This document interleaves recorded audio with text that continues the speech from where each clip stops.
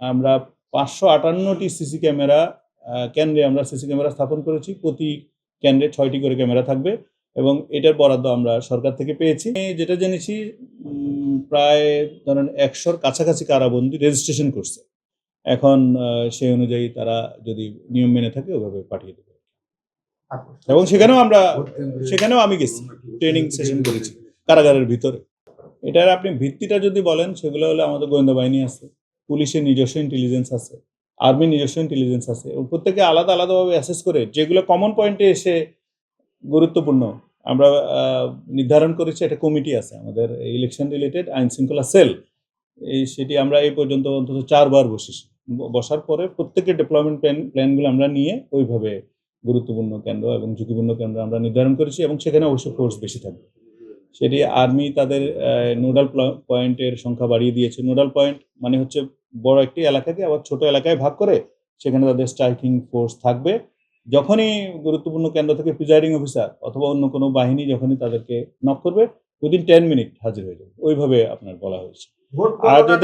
আর যদি সিসি ক্যামেরার কথা বলেন, আমাদের এখানে আমরা 558টি সিসি ক্যামেরা কেন্দ্রে আমরা সিসি ক্যামেরা স্থাপন করেছি। প্রতি কেন্দ্রে 6টি করে ক্যামেরা থাকবে এবং এটার বরাদ্দ আমরা সরকার থেকে পেয়েছি। এর বাইরেও আগে যে সকল কেন্দ্রগুলোতে সিসি ক্যামেরা আছে সেগুলো অ্যাক্টিভ থাকবে।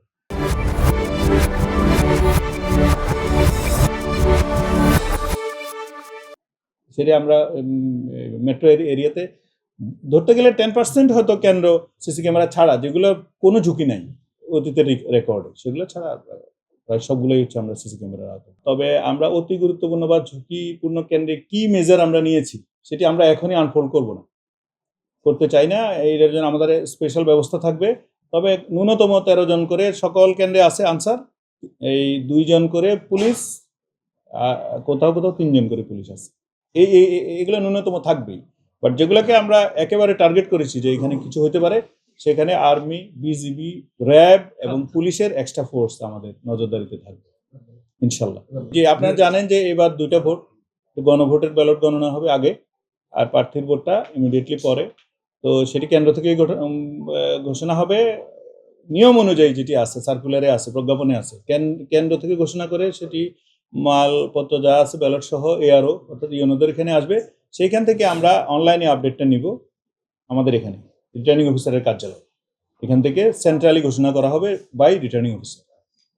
বডি ক্যামেরা মানে এগুলো আসলে পুলিশ সুপার মহোদয় ভালো বলতে পারবেন, কারণ বডি ক্যামেরাটা solely পুলিশের, এটি কোনো আপনার ইলেকশন কমিশনের না, পুলিশের ক্যামেরা।